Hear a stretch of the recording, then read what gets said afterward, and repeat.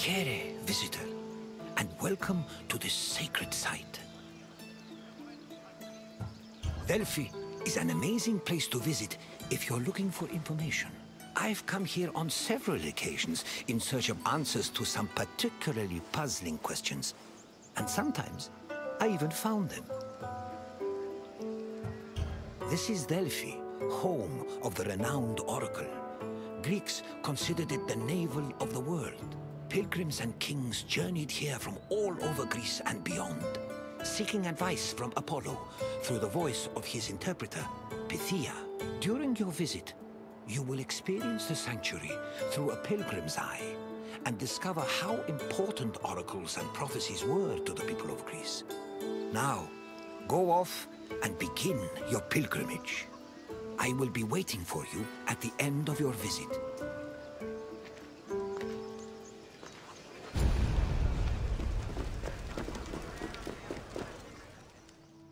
On their journey to the Temple of Apollo, pilgrims walked this sacred path up Mount Parnassus.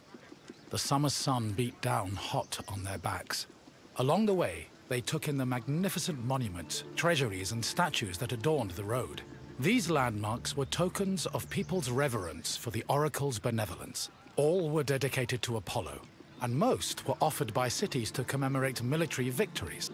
The monuments represented not only their donors' piety, but also their power and wealth.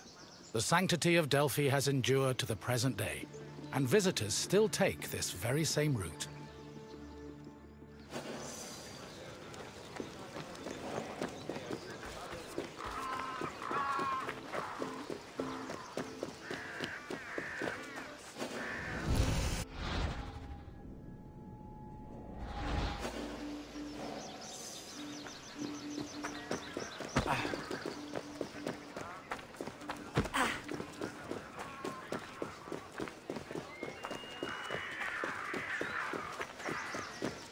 One of the most impressive dedications to Apollo came from the Cnidians, a Greek population that colonized the island of Lipari, north of Sicily. The story behind this dedication is notable. The Cnidians were at war with the Etruscans in the Tyrrhenian Sea. Seeking a good omen, the Cnidians consulted the oracle, and following her advice, they successfully captured 20 enemy ships. To thank Apollo, they offered the god the same number of statues as ships seized.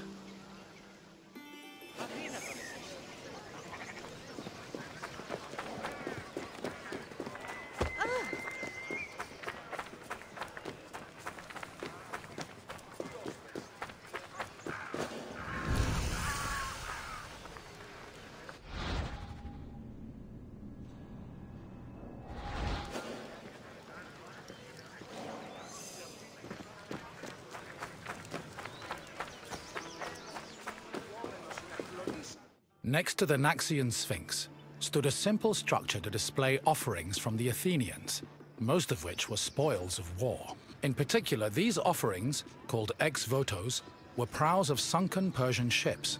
The Athenians built the portico after their naval victory over the Persians in 478 BCE.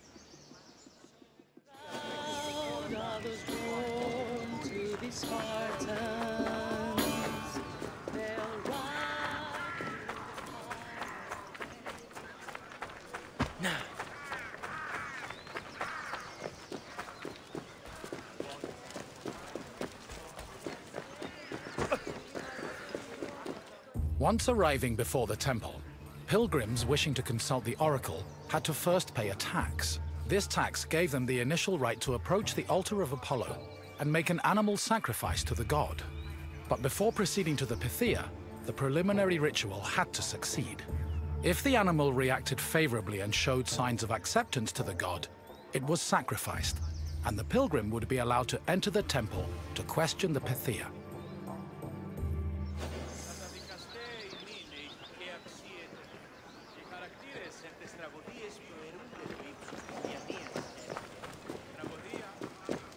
At last, we arrive at the Temple of Apollo, where the oracle relayed her prophecies. The temple was the final destination of those seeking an audience with the Pythia, and its appearance matched the majesty of its purpose.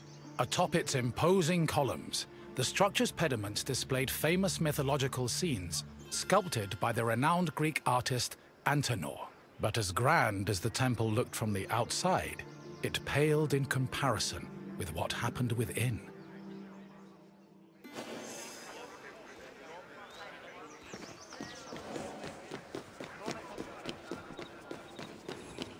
Prophecies were given in the most restricted part of the temple, the Adyton, by a chaste woman known as the Pythia. Before delivering prophecies, she first purified herself with water, then burned laurel leaves and barley flour to begin the ritual. Finally, while seated on a tripod surrounded by offerings, the Pythia delivered Apollo's messages.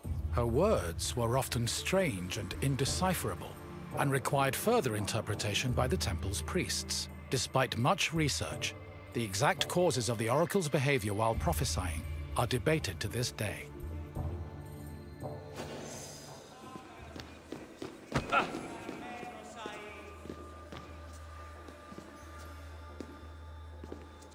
Myths say that while searching for an oracle who could impart their words to mortals, Apollo established a sanctuary on Mount Parnassus.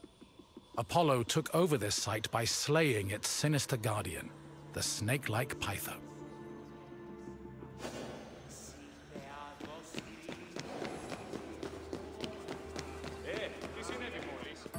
Your visit is complete. I hope you now understand how important this sanctuary was, and how it affected the lives of people both in the Greek world and beyond its borders.